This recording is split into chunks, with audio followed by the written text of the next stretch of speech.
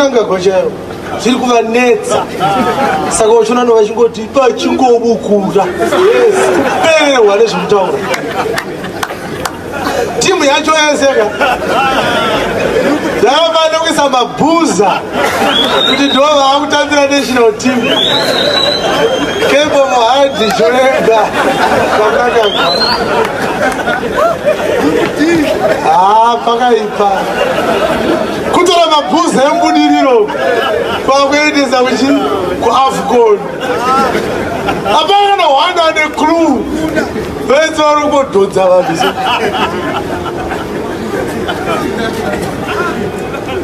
zvekuti munhu ari kufara izvezvi kati kushuko vari kuti at least vanhu vaakuzvionera kuti dai varambidzirei vakomana.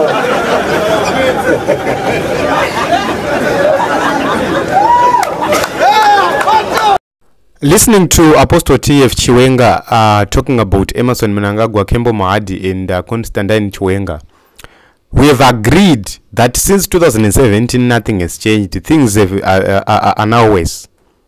We are heading towards a total crash. We are going to have a crash landing as a nation, and it is not going to end well. If you look at them, whatever they are thinking about, it's about succession. Whatever they are thinking about, it's about politics. Whatever they are thinking is about power. They don't think about the people, that our people are hungry, our people are homeless, our people do need to be participating in the economy. They don't even think about young people directly participating in the building of the nation and the economy. What they think about is to loot, plunder, and preserve power.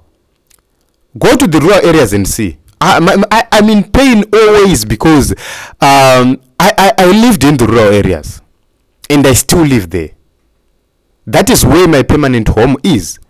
So it pains me to understand that young people are not being assisted in anything which transforms their life. You hear about stories about ZANU-PF people.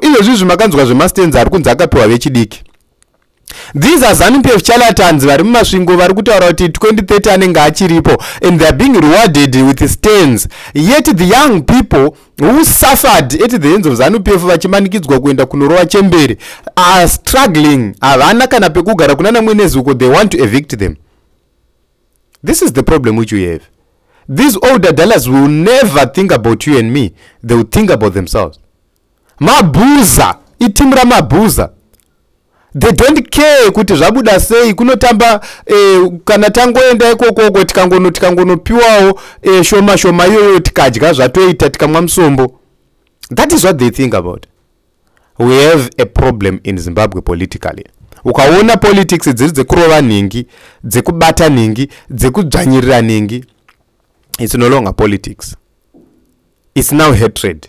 We now have hatred in Zimbabwe, which is now being regarded as politics. We have to end this madness. We have to end this madness. Hatina kwatiri kuenda because the factional battles kungorwa each and every day. Right now they've collapsed the opposition to whose benefit? To their own benefit, because they don't want to be held accountable. Now who holds them accountable? Vana wende vari kutyika kudzingwa anytime na Chabangu. Vari kudzwa kuti mukaramba mukangoda kusimudza musoro tokudzingai vakomana. Everybody within that parliament is captured. Everybody within that council is captured. It's now a story of people who are captured only. Where are we going as a nation? How do you survive in a nation without an opposition? How do you control everything? It becomes a problem. So vakomana ava vakutoda kuti semaZimbabweans timire kusvika tawana shanduko.